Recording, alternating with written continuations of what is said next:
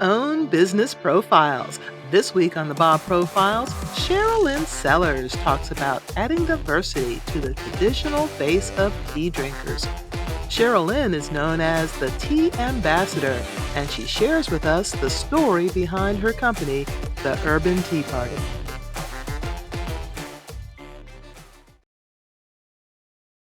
So the vision for Urban Tea Party, start with that. Within the next 5 years, we are going to be the largest Black female-owned tea company in America, period. Shortly thereafter, it will be global. Largest Black female-owned, U.S. female-owned tea company in the world within 10 years. Within that 10-year mark, we also will have the only Black-owned Camellia sinensis farm. That's the plant where the tea comes from. Here in America, there's only a couple that exist, and one is the Bigelow. Our farm will be in our heirs' property, our ancestral property, that's located less than 50 miles away from where that tea farm is at. Why not? So that within the 10-year mark is in the vision, as well as standing up a flagship location that will house, and we have trademarked all this, by the way, if you get any ideas, but the concept of an urban tea party. You think about tea parties, we've always got congregated and gotten together over societal issues and to have conversations, and tea, has been at the center of a lot of it, around wars and things that are really, really important to people. So why not use the name and leverage the brand to bring these important topics together, to bring people together over great tea? So it's all encompassing. The vision is how I got into Urban Tea Party. That is equally as interesting because the tea actually found me. This is my life's purpose. I'm convinced of that. So Steve Jobs said it best in his memoirs before he passed, that you can't connect the dots in front of you, but you can do it when you connect it behind you. So looking back, I can see how all of this was being prepared for me, because at the time that I acquired Urban Tea Party in 2006, I was working a corporate job and I was doing very, very, very good at it, but it was killing me. It was killing my spirit. It really was. I was top at what I was doing, and it's the story a lot of women have, where you get in there, you're 10 times better, or you feel, than the people you're working with, and then you're taunted with this big initiative or effort, and if you get it done, you'll get this big promotion, and promotion's right there, and you do all the work plus some, and you still don't get it. And that happens year after year, time after time, and it just wears on you. And then, you're hitting that glass ceiling and your head starts to hurt. And, at some point you feel excited because you're growing new calf muscles, because you're like, all right, I'm going to try one more time, but it just wears on you. And so many other women have that exact same story in their corporate careers, where you become unfulfilled, that it becomes, and all of that stress internalizes in your body. And for me, it manifested as double pneumonia. Yeah, I was walking around with double pneumonia, but still, because I'm Superwoman, or just so many things were just screaming, do something different. So my out was to do something I loved. And at the time, I loved specialty coffee and tea. And Starbucks were popping up all over the place, and it was just trendy. And me and my girlfriend decided we were going to open up our own coffee and tea house called Sambria. And Sambria was a combination of her daughter, Samira, and my daughter, Brianna, Sambria, because we felt our daughters will never have to endure all of this. So, all of the passion is always birthed out of something that, that we're wanting to get away from or expand. And in this case, we both wanted to get away from that. So we went to work on it. And in the path of going to work on that, we went to different trade shows in the industry to learn about specialty beverages. We learned about the roasters. We went and met tea vendors. We were ready, looking at actual locations and spots to open up. And we met the original founder of the Urban Tea Party, Lisa Campbell, because it's a small world in Atlanta. And I remember when she said, I found my location, I'm about to launch. And we were like, good for you, that's cute. But we were already in our minds going to take over Atlanta with Sambria, So we were positioned. And then a friend of ours who knew about our efforts to open up Sambria, maybe a year later, heard about a contest. And she said, you guys may want to look into this contest. And I said, okay. So we looked into it, and it turned out Lisa Campbell was giving away the Urban Tea Party because she had opened it up and decided, it's my daughter's last year in high school. Her partner had just been diagnosed with cancer, so it was a very, very tough year. She was in a pivotal point in her career, and she was like, this was fun. I opened it, however, I don't think it's going to be for me. And what inspired her to do that, to be bold, to not just close it and say, I'm done with the dream, Oprah did that. So it was the same year, how all this aligns up, see the dots. The same time that Oprah aired her show where she paid it forward. And in this pay it forward, she gave her audience members the video cameras and a $500 gift card and said, just go do nice stuff, go do great stuff. And Lisa, who is also in television industry, she's a public relations person and an on-air personality at the time. She said, I'm not in the studio audience, but what I can do is instead of closing this thing, I'm going to gift it, I'm going to give it away. Right? And so this friend who, she happened to be driving home and said, did this woman hear what I thought she said? She's giving something away, and looked up the link, did all the work for me and sent the link to us. And so we evaluated it, and sure enough, it was legit. And she said, my birthday's in 2 weeks. I want a one-page business plan. And within 2 weeks, someone will own the Urban Tea Party.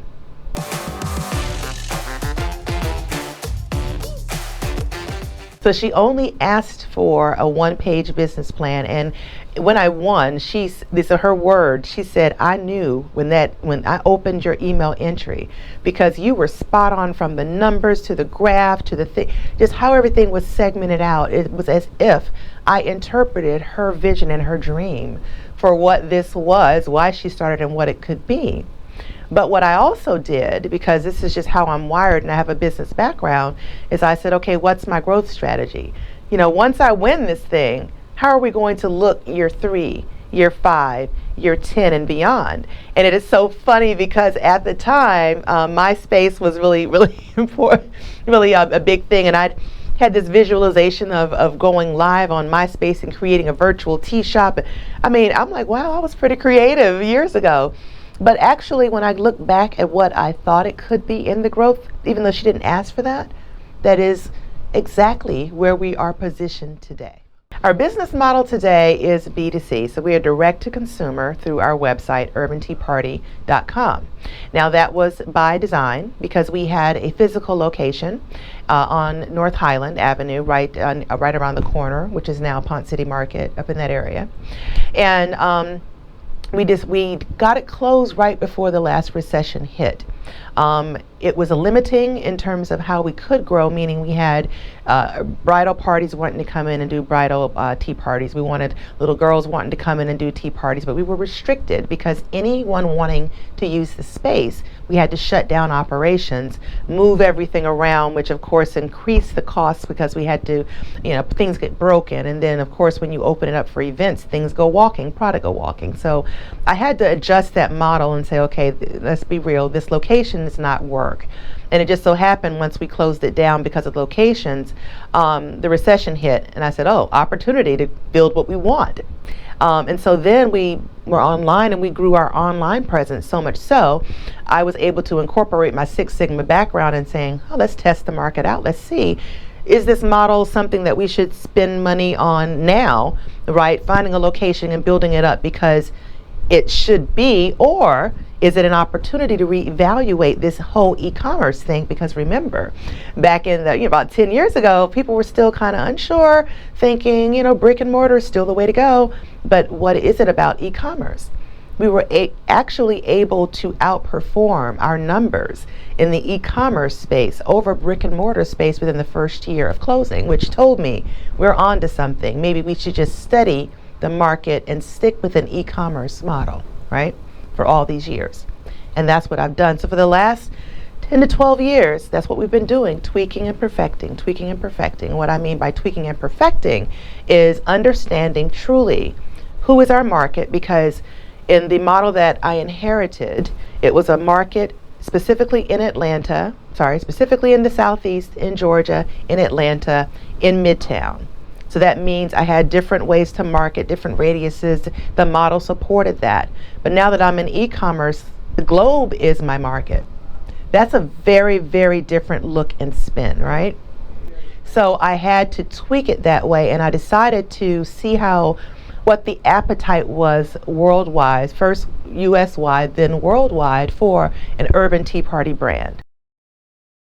When we talk about understanding, connecting the dots, I was built with an innate sense of being able to have the finer things in life. My palate is already elevated. Like, I am the fine dining foodie person, right? I can taste something and tell you exactly what's in it. So that element has always been intriguing when I, do chocolate tastings and wine tastings and things of that nature. So let's just say that, let's blanket my whole experience with that. Now, when I went into specialty beverage, looking at coffee and tea, I went into it with a spirit of excellence. Let's learn everything there is to know about it, and then we decide kind of how we're going to slice it and dice it. So I learned about the leaf, and I learned about the processing of it. I learned the same about the coffee. But when I got the Urban Tea Party and got a chance to inherit what was started there in Midtown, and that 900 square foot space, when you come in the morning, and I was able to be isolated because I went from specialty beverage,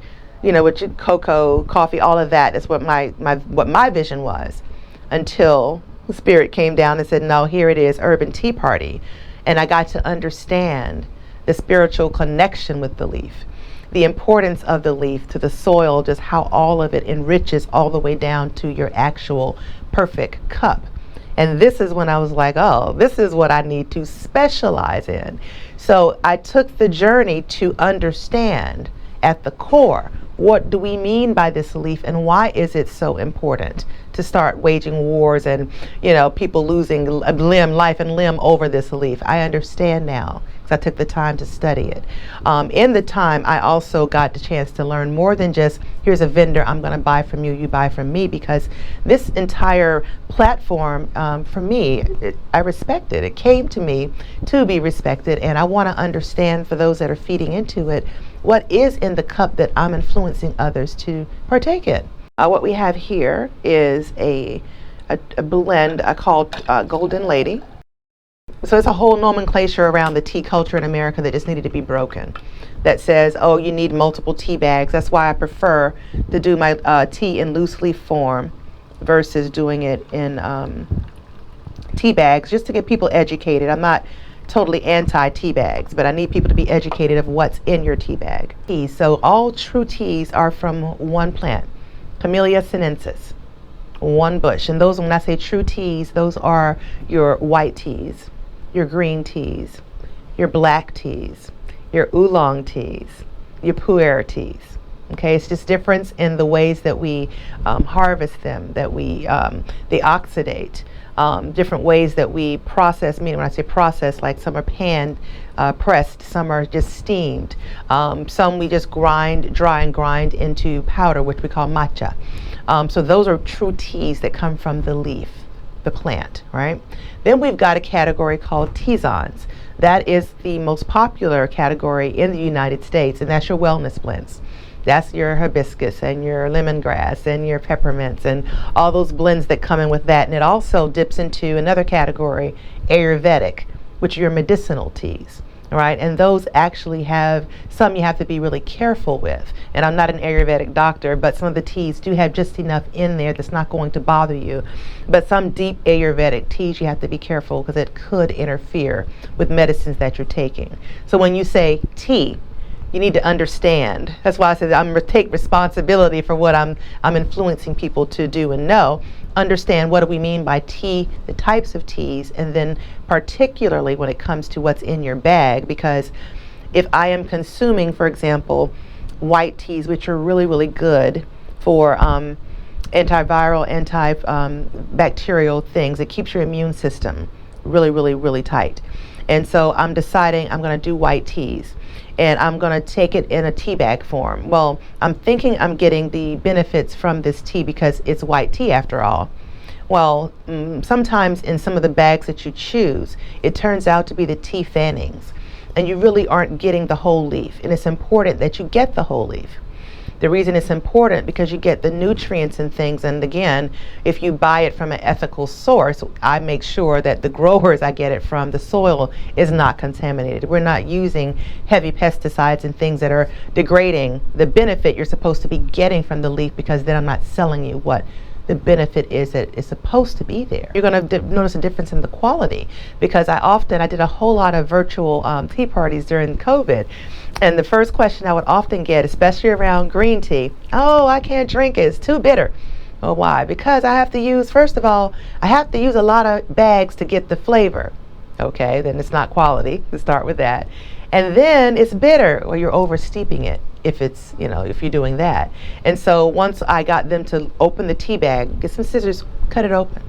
And they would open it up, and then we opened up the same green tea urban tea party, and I steeped it along with them. They were able to look at a leaf literally open up and unfold, and then look at what came out of their tea bag, which was not a leaf at all. Look at the actual liqueur, as you see in your glass. I like to do it in clear ones. Look at the color of the tea, and they were able to see it should be a spring green color, and what was in their cup was like a milky, murky kind of a, I don't know, just whatever, foam green kind of color. Wrong. So once they understood this is how it should be, okay, I get it. Now, when you do get a bag, and it should be a pyramid that allows the leaves to open up, you're not being fooled that you're getting something you really are not getting.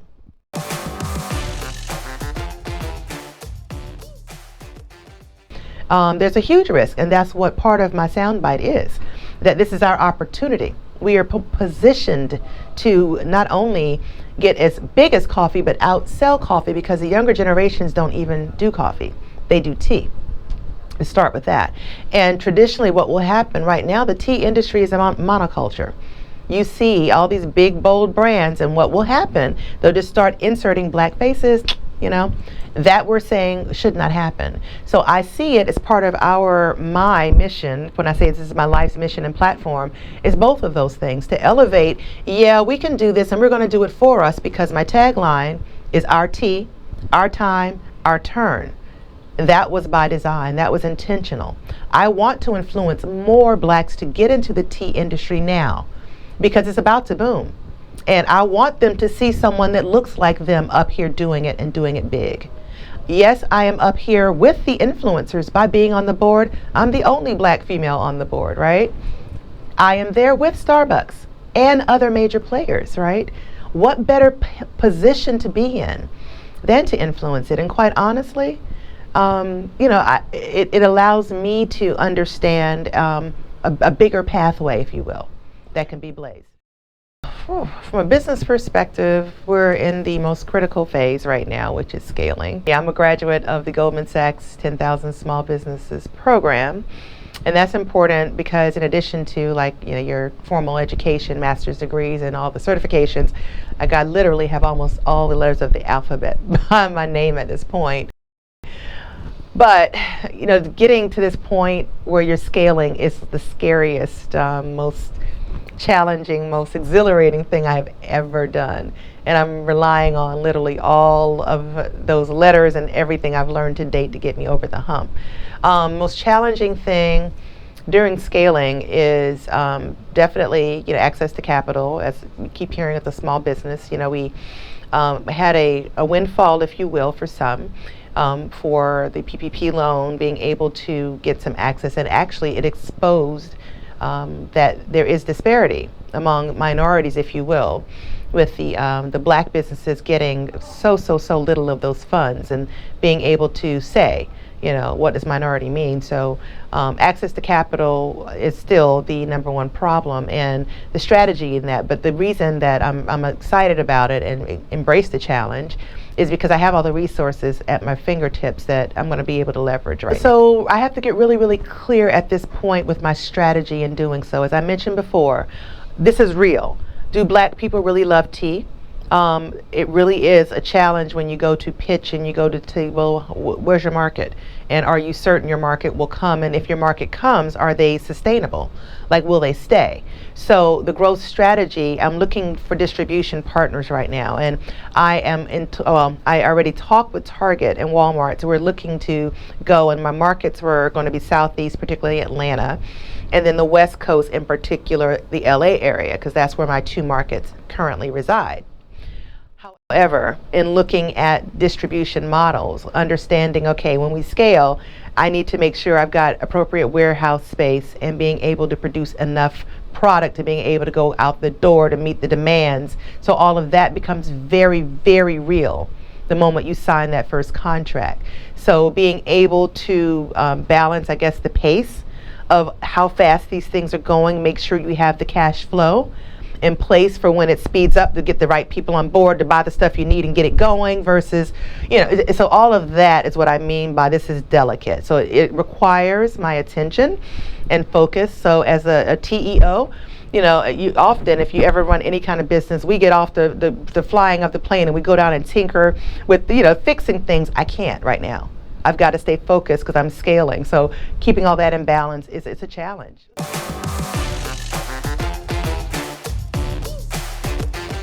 Yeah, so first of all, if you're just thinking about it, just start.